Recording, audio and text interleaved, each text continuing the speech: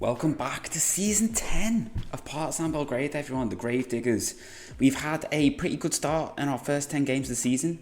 We've got our first Champions League game today. We've had a bigger summer than I anticipated, kind of through necessity with some concerns over FFP.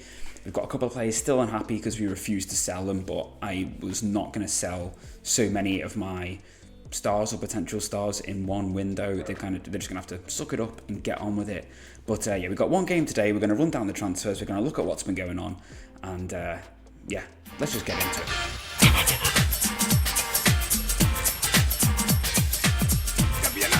Yes, hello everyone, welcome back to the Gravediggers. We've got a Champions League game, our first game in the Champions League phase against Napoli, and yeah, we got. I don't know what to make of it. Tell me what you think of this. So these are our Champions League fixtures. We got past Zurich. They were the team we played in the playoff round quite comfortably. Beat them 6-0 on aggregate. So we got Napoli, Salzburg, Nice, PSG. Bear in mind we've beaten them and we've lost to them, but we have beaten them before. We beat them at home 2-1. Fiorentina, Celtic, Man U, and Barcelona. Now, Napoli we've drawn against before. Salzburg, I think we should be able to beat. Nice, I think we drew with.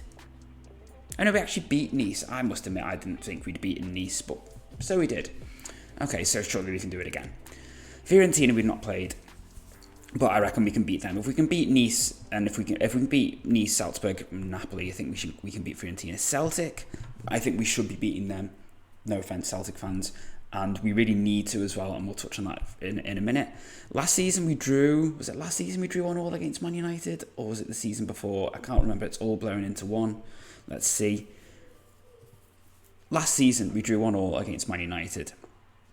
And there are our previous set of fixtures against them. And obviously we beat Barcelona 3-0, although admittedly that was at home. So that's going to be tough. But I think we could realistically look to get 4 wins out of this easily, which should be enough. I think we beat Salzburg, Nice, Fiorentina and Celtic, and I think that does us. The reason why we need to beat Celtic is because, not just for obviously getting through, but they actually leapfrogged us. So we actually stayed 11th. We went over Austria. Scotland leapfrogged us. Turkey stayed kind of where they are. So we really need to beat Celtic. We have an advantage though this year because we actually have 2 Serbian teams in the Champions League because Red Star got through and they also play Celtic. So if they can beat Celtic as well, that will really help us.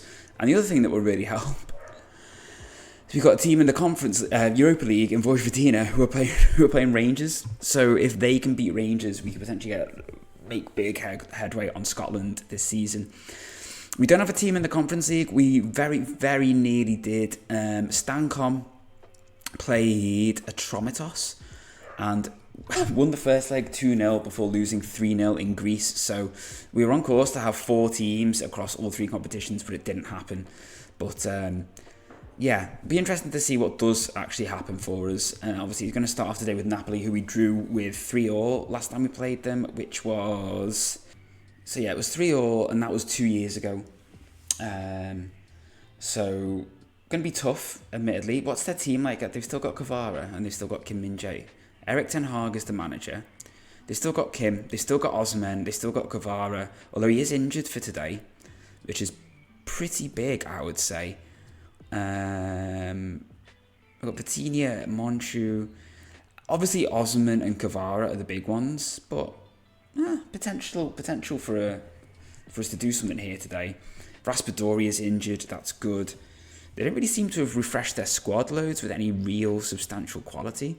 They've got Zanini, who I think is okay, and Lilo, but otherwise, yeah, doesn't look like they'll be starting, so potential. The rest of the results. So as you can see, we started really, really, really well, and then we had a classic FMing. I honestly, just wait till you see this. We lost the TSC through an own goal from our new left back, Marcus Turgard. They had an XG of 0.28. We had one of 2.38. Their keeper obviously got man of the match. Carioca had a poor game, which he's had another one of these already this season, but he is also smashing in the goals. Good couple of free kicks again. I'm loving the fact that we've got a Brazilian called Janinho who just absolutely pings in the free kicks. But yeah, the only reason I can think of that we lost this is it's just Football Manager being Football Manager. This game, I'm just going to quickly show you. This is a classic Bishiabu. So we've got Karaoke with the free kick.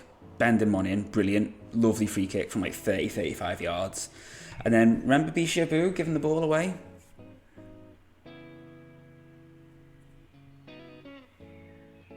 Here we go, everyone. Doing it again. So I'm like, oh. But then, Karaoke with the free kick. Whips it in. Bishapu scores. We're going to win 2-1. Now, Metalak, these were our affiliate club a couple of seasons ago. Apologies if you can hear any traffic outside, by the way. It's really warm at the top of my house where my office is now, and I've got the windows open because otherwise I'd be dripping with sweat. Now, yeah, they were our feeder club a couple of seasons ago. They got promoted. They've done all right. We beat them in the final last year, if you may remember. They've now got Milos Milojevic as their manager. Now, he was Red Star manager when we were here. He was incredible for them. It was really difficult for us to break that up.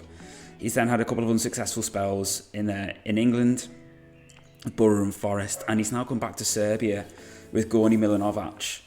And they're third, I think, in the league at the moment. Yeah, and they're doing really well. So him being there gives me a bit of optimism that we could potentially turn this sort of top 4 into a top 5 maybe, and he could potentially do some bits in Europe if they get there. You'll notice that Vojvodina are not having a great start to the season. Stankom are our only real rivals at the moment, and if it wasn't for the fact that we just threw away a 3-1 lead again against Vojvodina, bit of a caveat to this, a lot of our players were really tired after the international break. We were really struggling towards the end for fitness, so I'm kind of not surprised that it's nicked one right at the death. Excuse me. The main thing was we didn't lose, but also, as you can see, we just beat Red Star 4-0, and yeah, it's looking like it's going to be us and Stankom really at the moment, unless Red Star pull their fingers out. Vojvodina are going to be lucky potentially to get Europe at this rate, although they're not that far off. They just need to really up their game. Although, to be fair, they have got a game in hand, actually. I've just seen that, so if they win that, they'll probably go up to 5th, so it's not all doom and gloom for them. But yeah, just be really nice to see the league get a bit more competitive in Europe as well. Anyway, I waffled on, and let's move on to transfers. Now, like I said, there was some concerns over FFP. I've never really known it be a huge issue in Football Manager. I always find the board usually inject cash somewhere, but I didn't think it worth taking the risk, to be honest with you, because we didn't get much of a transfer budget. We got 2 mil. Our wage budget was cut, and yeah, it wasn't looking great, to be honest with you. We were due to fail FFP next season, and yeah, just with the way the finances were looking, the board wouldn't improve the training facilities because their quality dropped. So I was kind of looking to potentially have to sell some players, which we ended up doing. And as you can see, a few names that we've talked about quite a bit in the last 12 months. Actually, I'm just going to move my face so you can see all the values, because I'm not going to break down every single individual deal like I have done previously, just because there's quite a few to go through. So we'll be here forever if I do it that way. So let me just move this. So Mancini, he was running into the last year of his contract. We weren't going to renew. His physicals were declining. He was a good mental player to have around, but we weren't really going to use him much more. I didn't see. So we offered him out just to try and free up some wages. Rangers came in and took him off our hands for, 300k in total. And yeah, for someone we signed for free, brilliant bit of business, I felt. Marko Milic is someone who was out on loan last year at Mattis, and he did really well. So we thought, you know what, you might as well go out on loan again to try and really continue your development. And he's doing just that out at OB in Denmark. Yeah, and hopefully he'll come back and he could potentially play a part for us next season. And then Santiago Barreiro, he had a couple of bids come in. He was kind of making noises that he might want to make the move, and I was kind of prepared to do that. He was a non-EU player, yeah, we started accepting a couple of bids, and then Dortmund came in and bid 19.25 mil for him. Actually, I think it was a little bit less, but I think I managed to negotiate them up to that, maybe. I can't remember, but anyway, he's gone there, and I think that's a really good bit of business for someone we signed for like 6 million. Great bit of profit, really. A couple of loan deals for some youngsters again. Nemanja Filipovic is someone that we talked on in the last episode. So he had lost a lot of his usefulness to the squad from a registration point of view because he was no longer an under-21 player. The Serbian league rules state that you have to have an under-21 player in your starting lineup. So he was no longer that player, and as we said, his physicals and his mentals were really good. Technically, we weren't convinced he was going to ever really develop into the same levels of Regan. He's better than Regan in some ways, but technically I think Regan is a more all-round player. Filipovic has more standout stats, but I feel like Regan is a more complete option in terms of like passing and things like that. And Regan has actually had a really good start to the season, a couple of assists. He's got a goal as well. But more importantly, Filipovic actually wanted to leave. We had a couple of bids from like Liverpool, Arsenal. He was like, I want to go. And I was like, well, you can go once they bid an acceptable fee for you, which they didn't do, but Frankfurt did, so he went. Macetic, again, we touched on him in the last episode, really, really good for us, but he came to us saying he wanted more game time, even though he was happy with his contract as a squad player, and I felt like he was fulfilling that. But he was then like, I'm going to leave on a free at the end of my contract. It runs out in 12 months. So it was like, right, okay. So we ended up offering him out, and we managed to basically get teams to bid war for him, and we ended up selling him for 9.5 mil to Freiburg, which when you look at his transfer fees for us. So we sold him for 5 mil. Obviously, he came through for as a youngster for us after he joined from Ladost. He then went to Hoffenheim for 7.75 mil. We then bought him for 5.75 mil. And then we've sold him for 7.25 mil. So we've made like 12 million, 13 million in fees for him. And only spent 5.75 on him. So we got a net outlay of something like, 6-7 mil. Net profit of 6-7 mil on him, which I think is pretty good for someone who was never going to be a star for us. Dori Ivanovic is someone who's just gone out to continue his development, potential to be a useful player for us, but if not, we will sell him. But he's gone to Gorny Milanovac, who we were just talking about, and he's done pretty well there. Federico Martinez, again, debatable use for us, foreign, like non-EU player, etc. And in the end, a few clubs came in for him, and one of them was River Plate, and we made like a 4 mil profit on him. Kazimi is another one. We made a profit on him. He spent the last season out on loan at Kerbenvarn. He was basically like, I kind of think I want to go out, I want to leave to get more game time. So you know what, Kerbenvarn came in, bid for him, and he's gone back out there.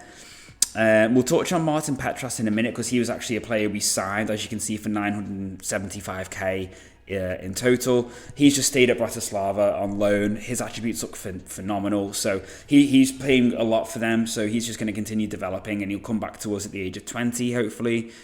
Is that right, 20? Yeah, come back to us at 20 and probably be ready just to slot straight into the first team. The only reason we let him stay out on loan is because obviously we've got Carioca, who's going to be our main striker for the time being, so it made sense just to let Petras develop back out at his original club. Carlos Bucknor is an interesting one. So youngster who's come through our ranks, and we'd started to play him a little bit this season. A couple of teams came in from Aston Villa, Man United, etc. And he was like, I want to go to Man United. You can't keep me. And I was like, well, okay, you know what? Fine. I don't know how much better you're going to get technically. I know you're 19 still. But he'd gone from being like 4.5 star to now being at least 3.5 star.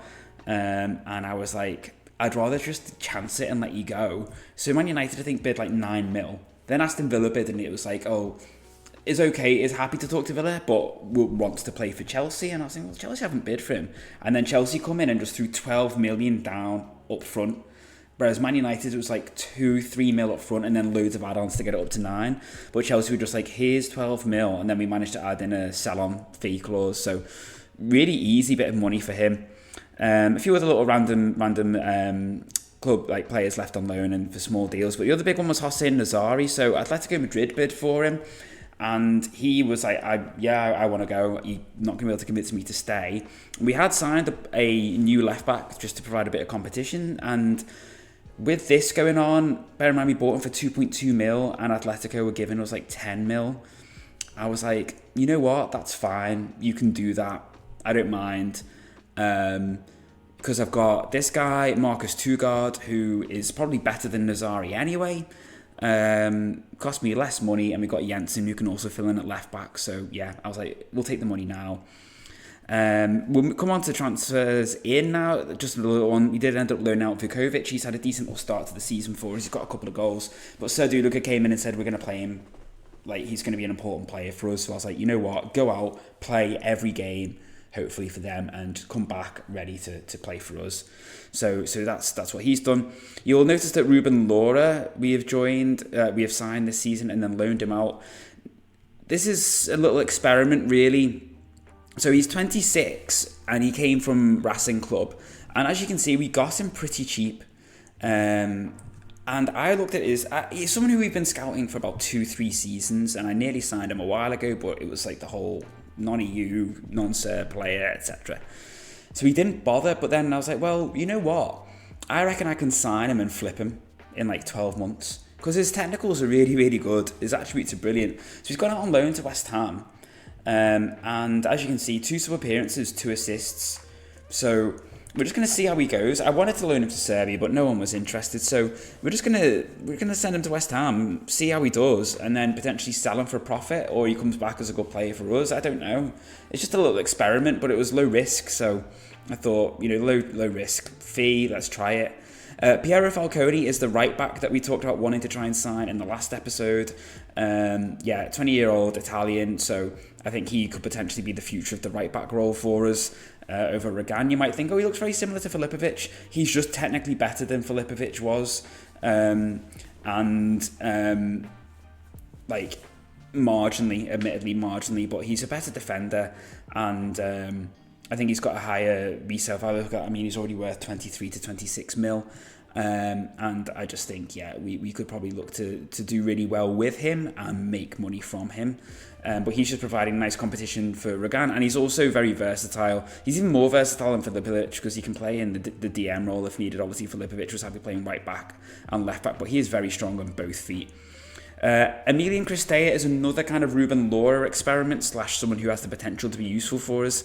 19-year-old Romanian. He's not the typical sort of striker we go for because he's more sort of like target forwardy type, but he is still quick. He's got good heading. We usually go for the sort of more like quick and behind. I think he could do that, but offers us something a little bit different. And again, we have tried to loan out, but it's not really happened. But with Vukovic leaving, it's probably just as well he stayed, because we'll look to play him off the bench. And either he'll become an important player for us, or he'll be sold for a profit. Edelson, our keeper, went out on loan to Dusseldorf, our backup keeper. So with that, we brought in Pedro Santos for 400k. Again, another player I think we could probably make profit on anyway. But just with Edelson going out on loan, hopefully he's going to develop. And I think we'll probably actually end up selling Edelson, because I think Pedro Santos is probably a better backup keeper anyway, and he's more than happy just to be backup, whereas Edelson was sort of making noises that he wanted more game time. So kind of everybody wins, really. Lastly, this was the other signing we had coming in on a free. I can't remember if I mentioned him last episode, but he was joining from Man City on a free. I think I did, because we're talking about him being Mexican and potentially someone who could help commercially, but equally just someone I wanted to really try and loan out into Serbia, but no one's really bitten yet. So he's just going to come and sit with us, develop, and then we'll potentially flip him for a profit. Free signing, laughing really. He's decent enough that I think we can make some money off him. So one of the players who's really annoyed with us is Javi Granados. So Liverpool bid for him, but they didn't hit his release clause. So I was like, well, I'm not selling you unless they hit your release clause, basically.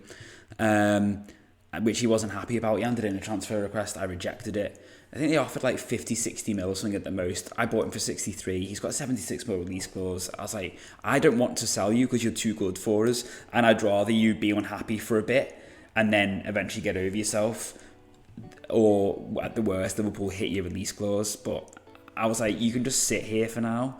I was like, I'm going to play hardball with him. The other player we played hardball with is Davide. I had a lot of clubs bidding for him. You might think, well, why didn't you let him go?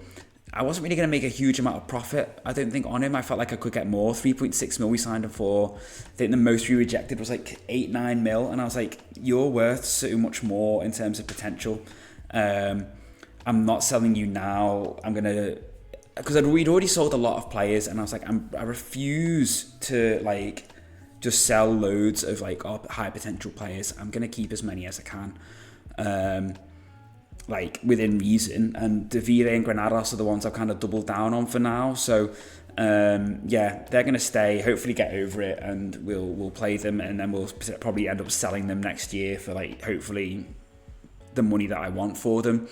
The only bit of business we didn't see was ones I did before the end of the window, before the start of the window, and that is Jan Eckert came in as an option at DM, which we touched on last time. We wanted a bit more depth there. He's come in from, I think it was Marseille, for 3.7 mil. Young player. He's another one we've been watching for a while. We were watching him when he was at Floridsdorfer, maybe we'd come across him then. But we just weren't in a position to sign him again because he wasn't Serbian, and at that point we needed Serbian players. And another player we've been watching for a while is David Kostas. He's come through at United. Obviously started out at Betis, but they signed him when he was still quite young. I think he's been there since he was like 18, 19 or something like that maybe. Yeah, so he's just come in on loan, and he's really settled into the squad really, really nicely. So yeah, he's been a good player for us so far, and yeah, just gives us that depth at DM. So for the game against Napoli, I think we're just going to go with this team, maybe. No, I think we're going to play... I think I might play Bettens over Choquette, actually. Bettens has been in good form, so is Choquette, but yeah. It's toss of a coin, really, on that one. Bishapu was injured, so we're going to leave... I think we might leave Jensen in. Actually... Stankovic has started the season really well, so we're gonna go with him. We're gonna go with the youngster, I think. No, we'll go with Jensen for the experience. Regan is a little bit tired. He was one of the ones who was suffering last time. We had to take him off at half time against Vojvodina. Falcone in at right back, and Tugard in at left back, obviously. And then we've got Castorani. I think Castorani's really establishing himself as our main Segundo Volante over Perez now. We did actually accept bids for Perez from... In the end, it was Real Madrid for about 20 million. But believe it or not, he turned them down. Alexic is going to start because Granados obviously is kicking up stink. Granados might come off the bench depending on how Alexic is doing. And then Carioca up top. Hopefully he has one of his stellar games and not one of his stinkers. So I'm well aware this is going to be a tough game. I'm not counting on this actually being one of the games that we win in this league phase. If we win, it will be a bonus. Basically, I'm aiming at Nice, Fiorentina, Salzburg, and Celtic, but I feel like this has the potential to be a winnable game. I feel like we're better than when we drew with them 3-3, but I'm under no illusions that it's still going to be very, very tough. And they've had a few early chances here. 2 corners, and one of them hit the bar, and one of them has just gone straight into the arms of Simon. Napoli, they've still got a lot of their stars, but they're older now, so I just don't know how good they are physically compared to our young whippersnappers. In fact, there's Bettens nipping in, who is absolutely rapid. Make no mistake, he's an incredibly athletic winger. That's the first time I've seen an overhead kick on this simulation, and it was Alexic with the overhead kick, which just went wide. Well, it looked like it just went wide. Been a tough start for Red Star. They lost 3-0 to Spurs. Yeah, so a tough game for them, I would say, to kick things off.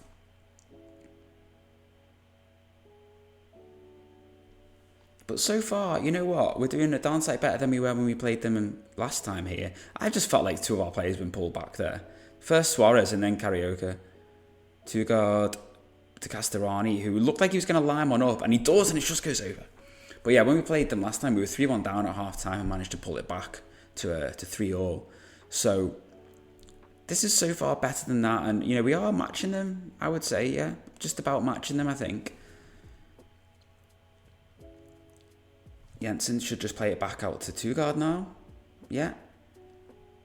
We did reject bids from Villarreal for Jensen, actually, and he wasn't very happy about it. But again, it was one of them. It's like, I don't want to just sell all these players, like, because then you end up getting to the stage where you lose a bit of cohesion. And, you know, I wanted to strike a balance of selling players who weren't as Yes! I don't know what happened then. Yeah, Amaro did misjudge the flight of the ball. It's a lovely little ball from Costas, though. Look at it, dinks it over. Amaro completely misses it. Carioca in, just dinks it past Konasheshki. Lovely stuff. Right on the stroke of half time. But yeah, as I was saying, I wasn't interested in selling loads of players, especially those who were quite, influential within the squad, or, had been here a while and had sort of, decent dynamic roles. That's why I was happy to let Katsimi go, because he'd obviously been out on loan for the second half of the season. Bettens is in. Yeah, it's the post. Well, that was going to be an early second goal then. Same with, but Jensen has been here a while, I think, has he now? And, he's played a few games. He's not really spent much time away from the club. And what? So much pinging around. We've got Napoli rattled here. Absolutely rattled. I'm going to drop a bit of praise on them, because sometimes encouraging doesn't work, and they're especially when they're playing well, I find they just get a bit miffed. So if I tell them you're playing amazing, hopefully they'll continue to do so. That's poor. So that's why we ended up keeping Jensen in the end, because I didn't want to have to try and replace him with another left-sided centre-half. Especially when I wasn't sure how much money I was going to be able to spend. This is going to be a goal. Oh, great save from Simon. I just had visions of that ended up going in. Bright start to the second half anyway. Oh, come on. I don't like these. For precisely that reason, Amaro, who cocked up for our goal, has got his first goal for the club. What even happened here? It takes about 3 nicks on the way through. And our missed chances at the start of this half, I hope don't end up costing us. If we don't win, I will be blaming them.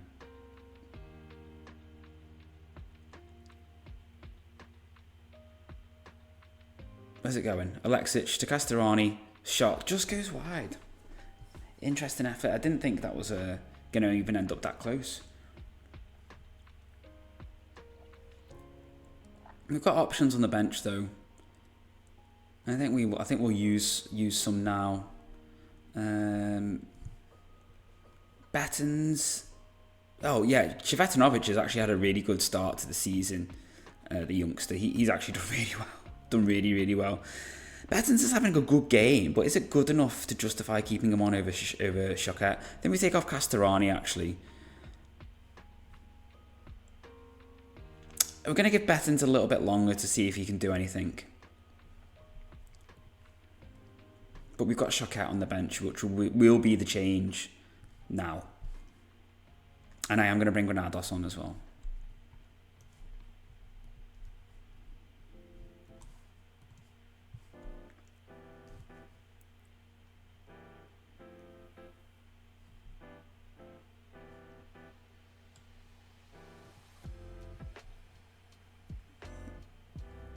Oh, please no.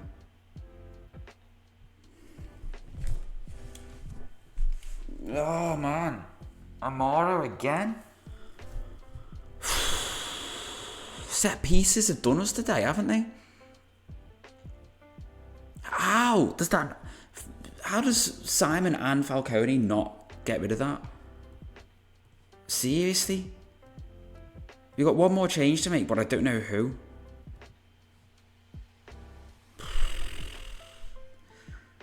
Perez for Costas, maybe?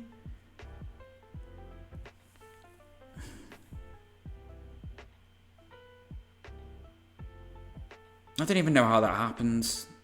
We really don't deserve to lose this game, and we're going to lose it.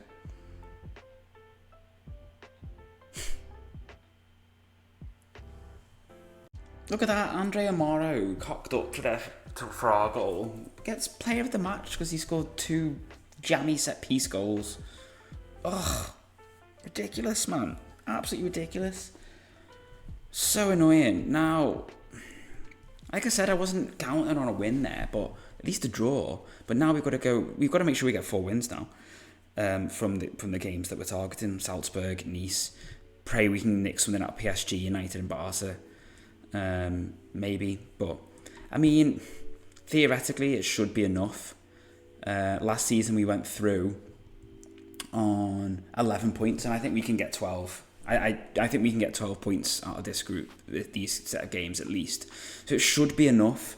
So obviously any other points we can nick along the way will be great. But that's not even a point dropped. That's 3 points dropped. Like we should have won that game. I mean, when you look at the match stats, like shots are fairly even, but we have better XG. We had 2 shots on target, but with an XG of, well, not an XG of 2.31, but high XG chances. Oh man, we should have killed that game at the start of the second half. Really, really annoyed about that. Anyway, everyone, I'm going to play a host of games, and we'll bring it back maybe for the Celtic game or something like that.